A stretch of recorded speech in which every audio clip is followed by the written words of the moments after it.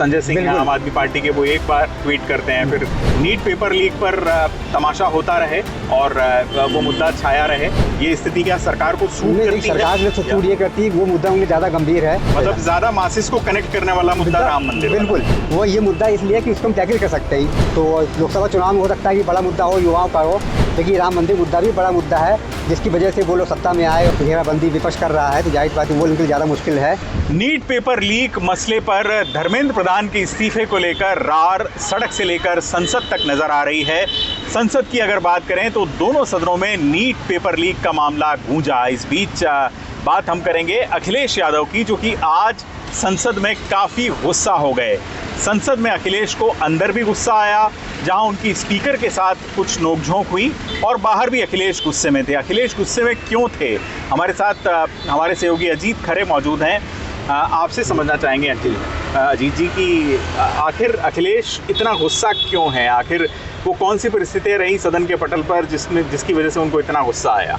देखिए, ये आपको देखने में आ रहा है कि जो आंदोलन चल रहा है, ये जो इनका सीपीसी का और इसके बाद कांग्रेस का और समाजवादी पार्टी का, तो ऐसा लग रहा है कि दोनों तो हैं तो साथ, मतलब, लेकिन कहीं ना कहीं एक अंदर खिंचाव भी दिखता है। और इस खिंचाव का असर ये देखते आज पार्लियामेंट में देखने को मिला, लोकसभा में, कि जब स्पीकर ओम बिरला जी ने इसको जब बुलवाया इन लोगों को इस मुद्दे बोलने के लिए, तो कांग्रेस के और भाजपा के लोग तो बोले, लेकिन उसके बाद उनका मौका नहीं मिला अखिलेश यादव को, और वो सदन से जाने लगे। तब उन्होंने अध्यक्ष ने कहा कि आप भी बोलिए, तब उनको इस बात से नाराज़गी हुई कि मुझे पहले क्यों नहीं बोलने का मौका मिला। और एक बात ये भी थी कि कांग्रेस के जो मेंबर थे केसी वेणुगोपाल, उनके पहले बोले थे, तो इस तरह से उनको वो भी थोड़ी नाराज़गी तलखी थी, दिखी थी। तो इसमें अपने बोलते बोलते अखिलेश का स्वर थोड़ा ऊंचा हो गया और उन्होंने कहा कि जो है मुझे पहले क्यों नहीं बुलवाया। अब बाद में इसमें आप देखिए उन्होंने एक बात और भी महत्वपूर्ण कही कि इस्तीफा तो होता रहेगा धर्मेंद्र प्रधान का, जो हम सब चाहे हम लोग सदन बाहर ले लेंगे, लेकिन यहाँ जो उनके साथ छात्रों के साथ जो बर्बरता हुई है, जो युवाओं के साथ बर्बरता हुई है, उस पर सरकार जवाब चाहिए। तो इसका मतलब ये हुआ कि जो कांग्रेस जो है धर्मेंद्र प्रधान के इस्तीफे पर जोर दे रही है, और समाजवादी पार्टी जो है उसके लिए ये ज़्यादा महत्वपूर्ण है कि जो लाठीचार्ज हुआ उस पर चर्चा हो जाए। तो ये कहीं ना कहीं ये खिंचाव हुआ है, और उसी में अखिलेश को इस बात गुस्सा है कि उन्हें पहले बोलने का मौका नहीं मिला। ये काफ़ी माइन्यूट पॉइंट आपने अजीत जी बताया है यहाँ पर कि दोनों पॉलिटिकल पार्टी जो कि दोनों विपक्ष का हिस्सा हैं, उनकी प्राथमिकताओं में थोड़ा अंतर है। यहाँ मैं आपसे समझना चाहूँगा कि क्या इस आंदोलन और इससे उपजा जन आक्रोश जो है उसका श्रेय लेने की होड़ राजनीतिक दलों के बीच मची है, चाहे हम कांग्रेस की बात करें, समाजवादी पार्टी की, या फिर आम आदमी पार्टी की भी? देखिए, होड़ तो इसमें मची ही है। जाहिर सी बात है कि इसमें युवाओं को मुद्दा उठाने की समय होड़ समय है कि सभी चाहते हैं युवाओं को अपनी तरफ आकर्षित करें।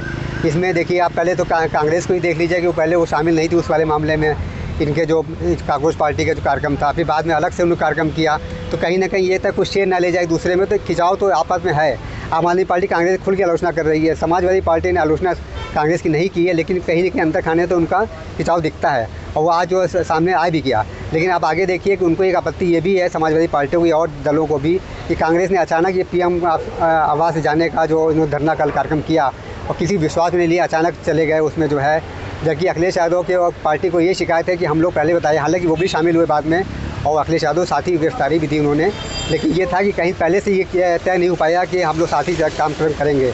कि जाहिर बात है एक शेयर लेने की होड़ कांग्रेस भी बहुत तेज़ है आने की, और पूरे आंदोलन में। और आप देखिए इस मामले आंदोलन में जो राम मंदिर चढ़ाव मुद्दा वो कहीं ना कहीं भी पीछे छूटता नजर आ रहा है, जो अखिलेश यादव के लिए महत्वपूर्ण मुद्दा है, क्योंकि 27 चुनाव यूपी में होने हैं, वहाँ ये महत्वपूर्ण मुद्दा राम मंदिर का है। लेकिन अभी वो रैली भी निकाल रहे हैं, वो रथ यात्रा भी करने जा रहे हैं इस मुद्दे पर। लेकिन अभी 2-4 दिन से देख रहे हैं ये पूरा फोकस जो है इसी पे चल रहा है। पार्लियामेंट जब से चल रही है, वो अभी मुद्दा उठा नहीं होता, संभवतः ये पार्लियामेंट समाजवादी पार्टी इसे उठाए, और कांग्रेस को ज़्यादा तवज्जो दे भी नहीं रही है, उसके अपने कारण हैं।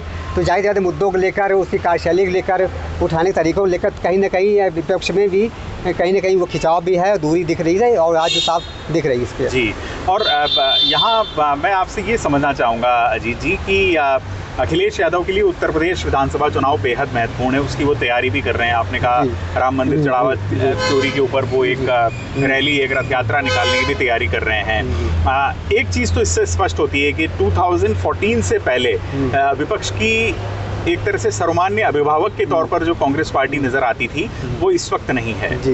ये जो स्थिति है कि राहुल गांधी वहाँ पर चले गए प्रधानमंत्री आवास पर, और वहाँ पर उन्होंने सिट इन प्रोटेस्ट किया, इस पर क्या अंदर खाने कुछ आधिकारिक तौर पर भी समाजवादी पार्टी ने कहा है? नहीं, समाज पार्टी ने अभी इस पर खुल के नहीं बोला है, लेकिन अंदर खाने जो उनके सांसद हैं उनका यही कहना है कि विश्वास भी लेना चाहिए था। कांग्रेस जब कोई बड़ा आंदोलन करती है तो पूरे विपक्ष को साथ लेकर चलना चाहिए। ये शिकायत उनकी और भी दलों पुरानी है कि विश्वास लेने की, सबको एक साथ लेने की, क्योंकि आज सबसे बड़ी पार्टी हो विपक्ष में और एक धुरी हो, तो जाहिर सी बात है चाहे क्षेत्रीय दल हों या और सहयोगी दल हों, तो सभी आप साथ लेकर चलेंगे तभी विपक्ष एकजुट होगा। आप देखिए कि डीएमके के साथ भी कांग्रेस का क्या रहा था, जाहिर सी बात उसी वजह से डीएमके भी दूरी हो गई एक तरह से और एनडीए के खेमे में जाती हुई दिख रही है।